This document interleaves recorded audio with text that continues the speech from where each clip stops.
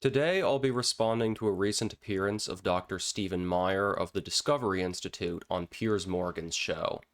I don't often make videos, but I was so bothered by some of the statements made by Dr. Myers that I had the urge to do an analysis of some of the errors he makes. Early on, Piers asks Dr. Myers about his new book, The Return of the God Hypothesis.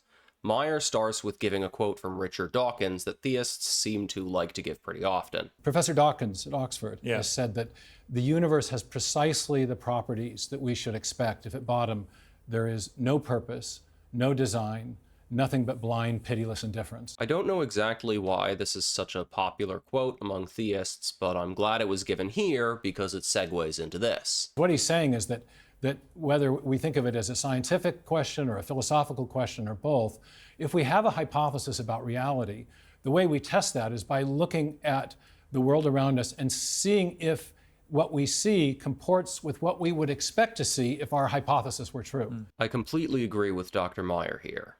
Take note especially of the phrasing he uses.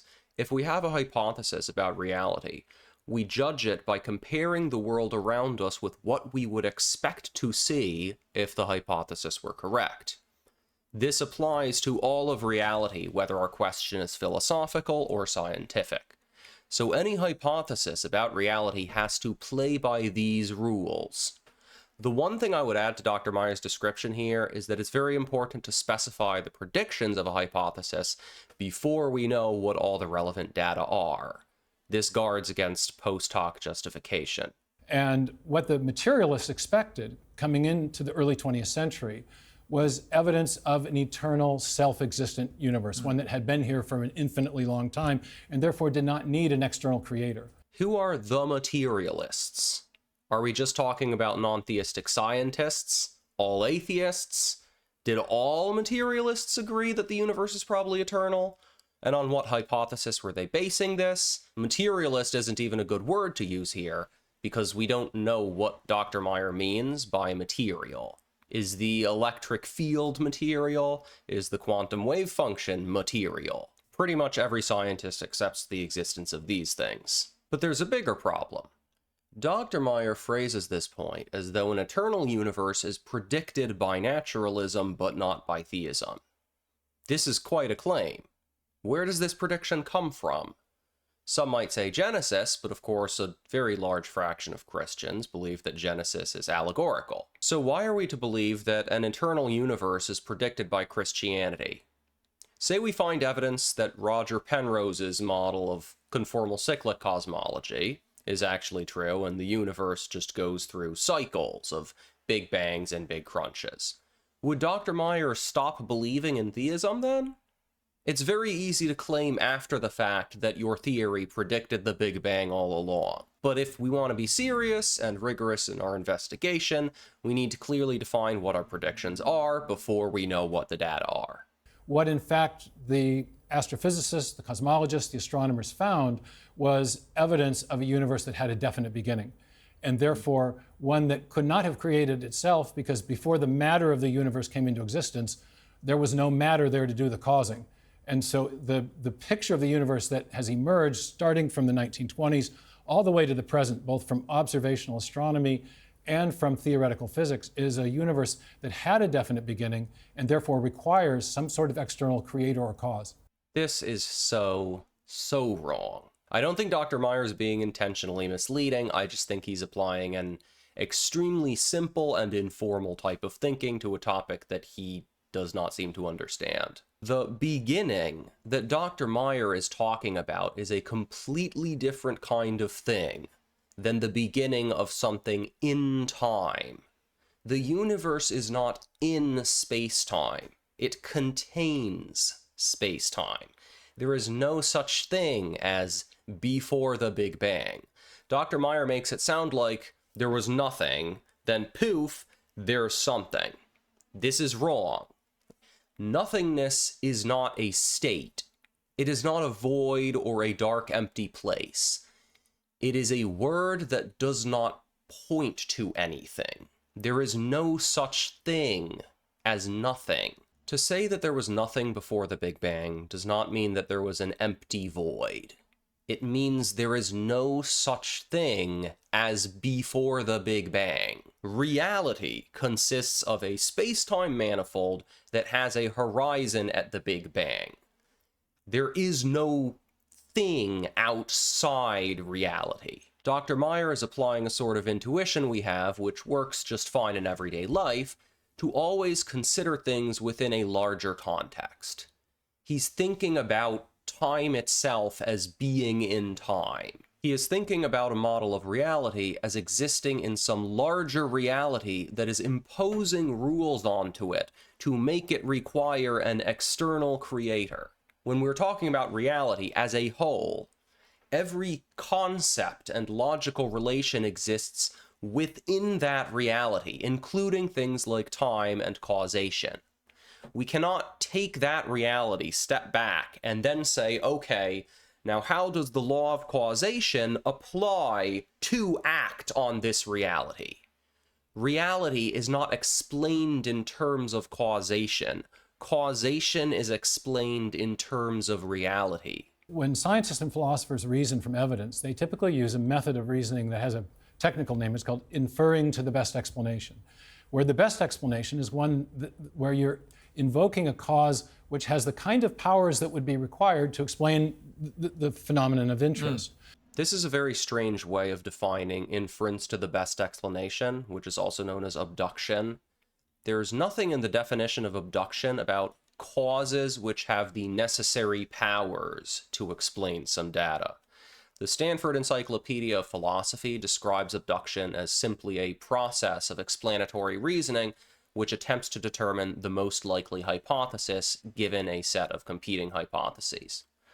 What exactly qualifies a hypothesis as the most likely is still a topic of controversy, but again, Dr. Meyer is subtly changing the language in a way that could nudge the audience towards having an unjustifiably favorable view of his position.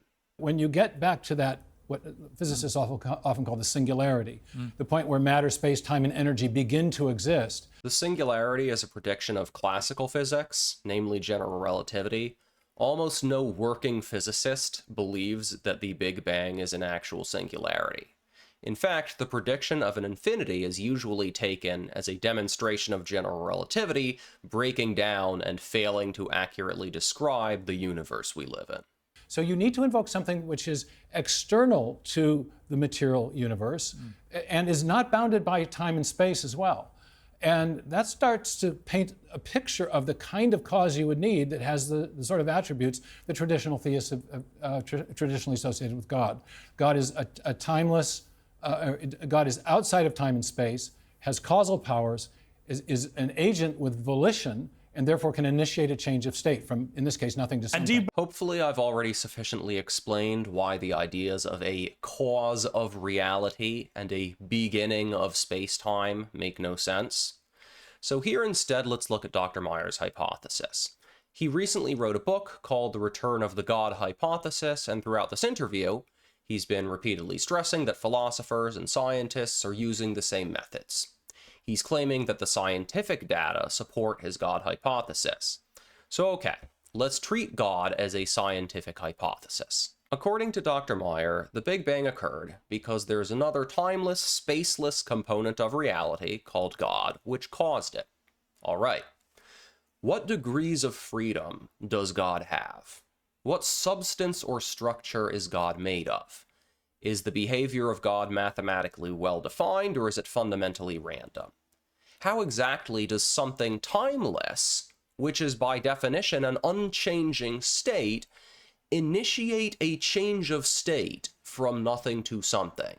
How does God relate to or interact with the observable universe? What do you mean by caused the Big Bang? What exactly was the interaction? What interaction or interactions does your hypothesis predict? Does your hypothesis predict any well-defined values for the cosmological constant or the expansion rate of the early universe? Does it predict an open, closed, or flat universe? Does it predict anisotropies in the distribution of dark matter or baryonic matter? Does it make any specific predictions at all about anything that we don't already know the answer to? Of course, I know it doesn't. And I know that Dr. Meyer and most other popular theists would argue that we shouldn't expect it to because God isn't that kind of explanation. And that's exactly the problem. This is the real heart of why these scientific arguments for God don't work. The definition of God that's given is hopelessly, egregiously vague and ill-defined. God is outside the universe. Okay, so we know a bunch of descriptive laws that don't apply to God. God is an agent with volition. What does this mean? How do we derive any sort of predictions from that? This is about as useful as trying to publish a paper in Physical Review Letters where you propose a new dark matter particle and you define that dark matter particle's mass as really big. This kind of language has no place in science, but precisely because the definition of God is so nebulous, theists can pick and choose whatever predictions they want. Of course, only after science shows them which predictions they should pick. It is trivially easy to look at what we've already learned about the universe and then say that theism predicts that. Theism can be just specific enough to apparently predict what we've already learned, but never specific enough to make any predictions about future discoveries that could go either way. This is why we're always hearing these kinds of victorious proclamations that the God hypothesis predicted the Big Bang or DNA, but you're not going to hear many people saying that God predicts loop quantum gravity over string theory. This kind of argument is completely useless for science. It piggybacks off established science in order to make itself seem more credible, because the idea of some supernatural being beyond the universe tells us nothing about the specific way in which it interacts with other things, so it can easily be inserted as an explanation for anything. An extremely open-ended question like, why was there a Big Bang? Or why do we observe these physical constants? Can be quickly answered by, it must have been God, precisely because we know nothing about what God can or can't do. So I guess he did something in some way to somehow cause the Big Bang. And after all that, we have learned absolutely nothing useful, because we are no closer to understanding the actual process of what happened, because God is not well defined. I was going to go over the whole video, but it's already getting pretty long at this point, so I'm just going to stop there. Thanks for watching.